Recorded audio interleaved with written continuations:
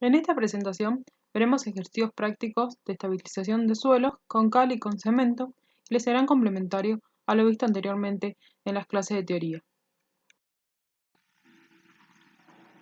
Como repaso, veamos la definición de estabilización del suelo. Es un proceso que comprende la combinación y manipulación del suelo con o sin mezclas para producir una masa firme que sea capaz de soportar las cargas del tránsito y las condiciones climáticas, sin sufrir deformaciones excesivas, y en caso de resultar expuesta, que sea capaz de soportar los efectos abrasivos del tránsito y de la intemperie. En definitiva, al estabilizar un suelo, se obtiene un nuevo material con mejores propiedades y se logra un aprovechamiento del suelo local.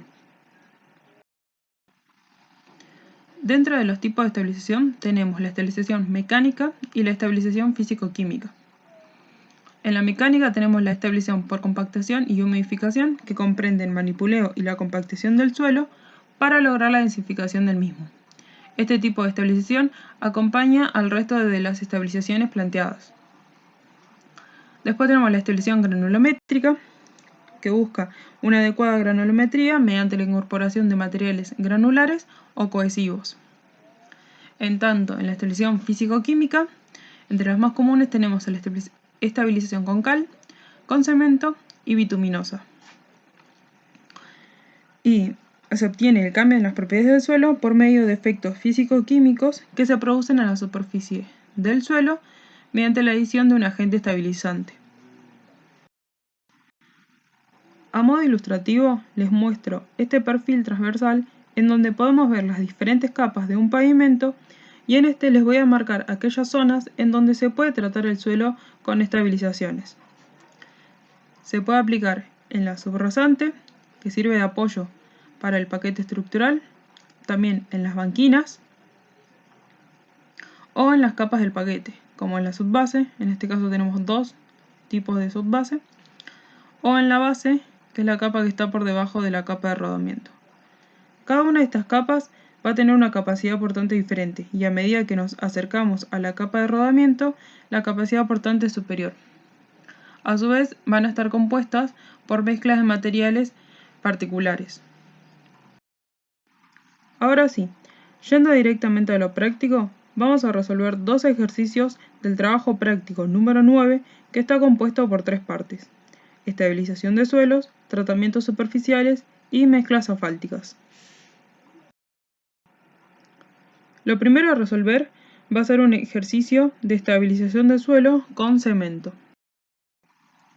El ejercicio consiste en determinar las cantidades y distribución del suelo y el cemento en bolsas para ejecución de una base mediante el procedimiento de ejecución in situ. Recuerden que teníamos tres tipos de procedimiento: el de ejecución in situ, ejecución en planta o ejecución ambuloperante.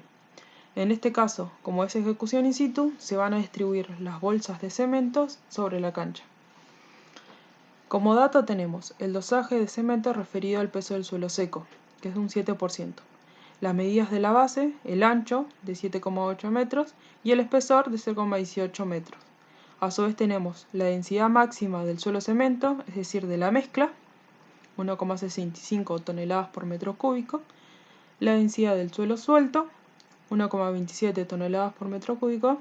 Y el peso de cada bolsa de cemento, que será de 50 kilogramos. Tenemos dos incisos. El primero es calcular la distribución del suelo suelto por metro lineal y el espesor del suelo pulverizado.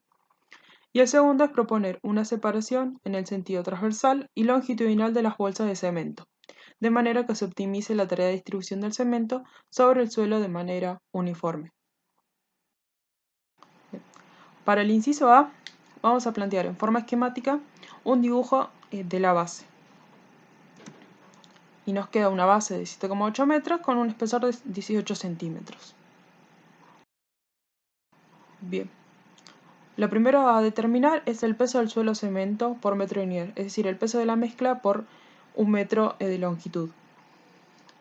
Y tenemos para ello la densidad máxima del suelo cemento, es decir, la densidad de la mezcla, que es resultante de la relación entre el peso de la mezcla sobre el volumen de la mezcla ya compactada.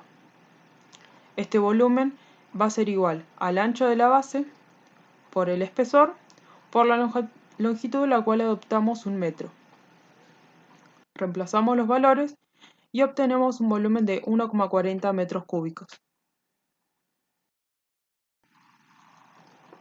Entonces, reemplazamos en la fórmula de densidad máxima al volumen, a su vez la densidad máxima de la mezcla es dato, lo reemplazamos y despejamos el peso del suelo cemento, lo cual nos da 2,32 toneladas. Pero si lo planteamos por metro lineal nos queda 2,32 toneladas por metro o 2.320 kilogramos por metro. Lo segundo a determinar es el peso del suelo por metro lineal.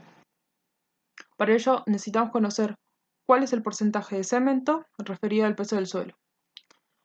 Como dijimos, la mezcla va a estar compuesta por cemento y por suelo. O sea, previo al mezclado vamos a tener esta imagen. Primero el suelo y luego se distribuye superficialmente el cemento. Ahora, ¿cuánto corresponde este cemento referido al peso del suelo? Según los datos brindados, tenemos que el dosaje referido al peso del suelo seco es de un 7%.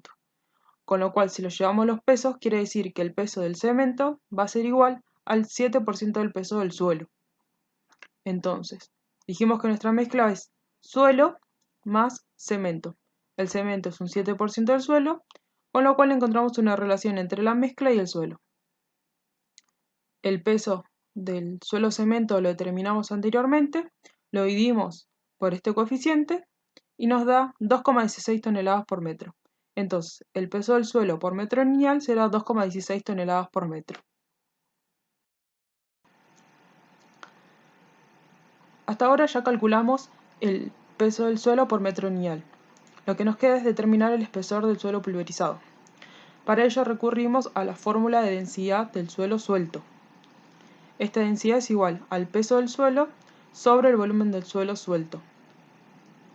El volumen del suelo va a ser igual al ancho de la base por el espesor, que es nuestra incógnita, por una longitud, la cual optamos 1 metro. Entonces reemplazamos el volumen en la fórmula de densidad y a su vez de esta despejamos el espesor. Todos estos valores los determinamos o fueron datos, entonces reemplazamos y nos da que el espesor del suelo va a ser de 22 centímetros, es decir, es el espesor sin compactar. Bueno, el inciso B consiste en determinar una distribución de las bolsas de cemento sobre la cancha. Para ello hay que plantear una separación transversal y longitudinal. Bien. Tenemos que determinar el peso del cemento. Como ya vimos, el peso del cemento es 7% del peso del suelo. El peso del suelo ya lo calculamos, con lo cual reemplazamos y nos da 0,15 toneladas por metro. O si lo pasamos a kilogramos, nos da que el peso del cemento es 151 kilogramos por metro. Ahora, con este peso, calculamos el número de bolsas por metro lineal y va a ser el peso del cemento dividido el peso de cada bolsa. Y nos da 3,02 bolsas por metro. No podemos disponer 3,02 bolsas, con lo cual adoptamos 3 bolsas. Y recalculamos la separación, es decir, ya no va a ser por 1 metro. La separación va a ser las 3 bolsas, es decir, lo adoptado, dividido lo que no había resultado por metro lineal. Y de esta manera nos da que es 99 centímetros, casi aproximadamente 1 metro. Entonces nos quedan fajas en el sentido longitudinal al camino de 1 metro. Y en el sentido transversal del camino vamos a plantear 3 fajas para disponer las 3 bolsas. Entonces nos queda la separación longitudinal de 1 metro, según lo que calculamos, y en el sentido transversal vamos a plantear una separación de 2,6 metros, a excepción de los bordes donde nos queda 1,3 metros. Se distribuye las bolsas de cemento durante toda la cancha, luego se procede a la abertura de las mismas, se mezcla junto con el suelo, se le adiciona agua, se vuelve a mezclar y se compacta con equipos hasta lograr el espesor de proyecto, que en este caso era 18 centímetros el espesor de nuestra base. Bien, ahora continuamos con un ejercicio de estabilización de suelo con cal. El ejercicio es similar al visto anteriormente. Tenemos que determinar las cantidades y la distribución del suelo y de la cal en el camino para la construcción de una base. Como dato tenemos las medidas de la base, el ancho de la base que es 8 metros, el espesor que son 18 centímetros, la densidad máxima de la mezcla, la densidad del suelo suelto, el porcentaje de cal útil vial, el peso de cada bolsa de cal y por último el dosaje de cal útil vial referido al peso del suelo seco. Entre los incisos son los mismos que vimos anteriormente: calcular la distribución del suelo suelto por metro lineal y el espesor del suelo pulverizado, y a su vez proponer una separación en el sentido transversal y longitudinal de las bolsas de cal comercial. Planteamos un esquema de nuestra base y será de 8 metros por 18 centímetros de espesor, y determinamos el peso del suelo cal. Recurrimos a la fórmula de la densidad máxima del suelo, el peso que es la relación entre el peso del suelo cal sobre el volumen del suelo cal ya compactado. Este volumen va a ser el ancho por el espesor por la longitud. Todos son datos, los reemplazamos y nos da un volumen de 1,44 metros cúbicos. Conocido el volumen, conocido la densidad máxima, podemos reemplazar y despejar el peso del suelo cal por metro lineal, que será de 2,25 toneladas por metro. Bien.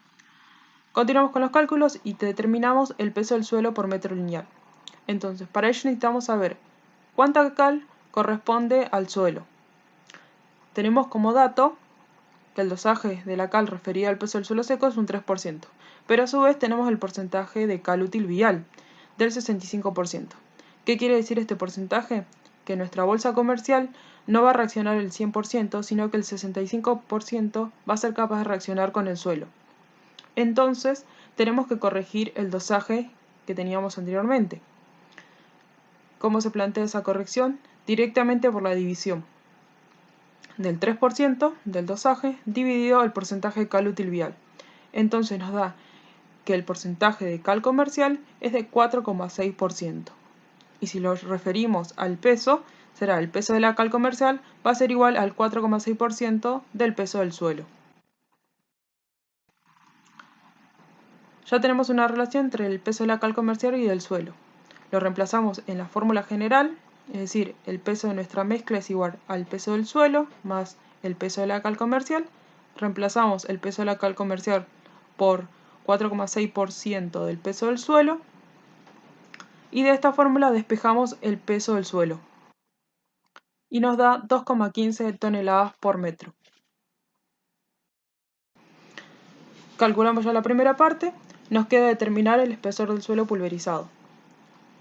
Recurrimos a la fórmula de densidad del suelo suelto. Tenemos el peso del suelo dividido el volumen del suelo suelto. Este volumen es igual al ancho de la base por el espesor, la cual es la incógnita, por la longitud. El espesor del suelo va a ser igual al peso del suelo sobre la densidad por el ancho por la longitud. Todos estos datos ya los conocemos, reemplazamos y nos da un espesor de suelo de 22 centímetros.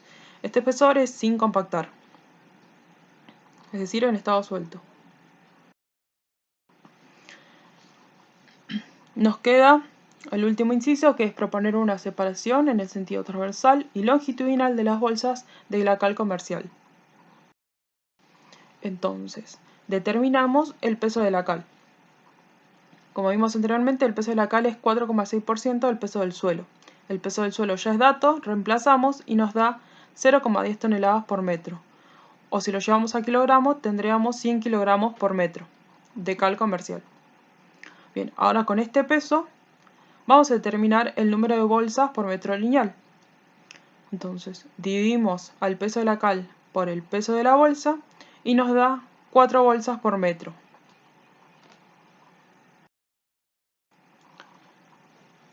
A estas 4 bolsas las vamos a distribuir sobre nuestro camino. Ya en el sentido longitudinal del camino planteamos fajas de 1 metro y en el sentido transversal vamos a plantear 4 fajas.